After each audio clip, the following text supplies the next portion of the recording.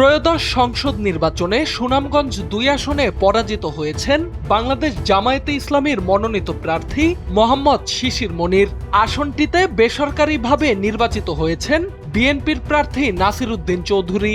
অধিকাংশ কেন্দ্রের ফল প্রকাশের পরপরই প্রতিদ্বন্দ্বী প্রার্থীকে অভিনন্দন জানিয়ে সম্প্রীতির এক নজির স্থাপন করেন শিশির মনির।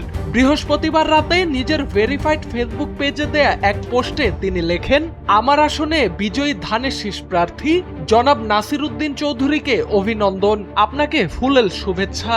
মোহাম্মদ শিশির মনির সুপ্রিম কোর্টের জ্যেষ্ঠ আইনজীবী এবং বাংলাদেশ ইসলামী ছাত্র শিবিরের সাবেক কেন্দ্রীয় সেক্রেটারি।